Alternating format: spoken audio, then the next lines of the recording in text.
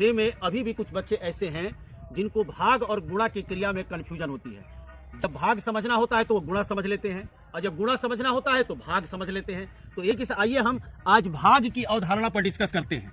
भाग की क्रिया का मतलब कि कोई संख्या यदि दी गई है तो उसमें कोई एक संख्या बार बार घटाई जाए तो वो भाग कहलाती है। एक तरीके से ये कोई फल है, इन फलों की संख्या 12 दी गई है। 12 फल दिखाई दे रहा है ना? उक्त फलों को 3-3 के समूह में बांटना है, यानी 3-3 फल बच्चों में बांटना है। तो 3-3 फल जब बच्चों में बांटा जाएगा तो कितने बच्चों को मिलेगा? तो देखो यहाँ कैसे बांटा जा रहा है। कुल फलों की संख्या 12 है। पहले बच्चे को यानी समूह को दिया गया तो 3 घटा दिया तो 9 बच गया।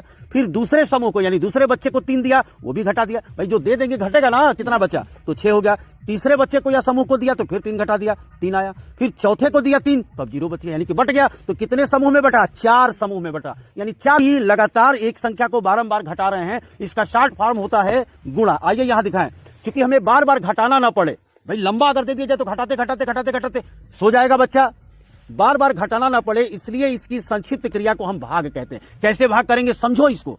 जो फल दिया गया है टोटल वो हमारा बीच में रहेगा, आज जितने जितने फल बच्चों में बांटना है वो यहां रहेगा, और जब इसका इसमें भाग देंगे जो आएगा वो हो जाएगा समूहों की संख्या। ऐसे भाग देंगे तो देखो ये घटा घटा के 4 आया, देखो ये 4 आया, लेकिन यहां भाग देने पर डायरेक्ट 4 आया। ये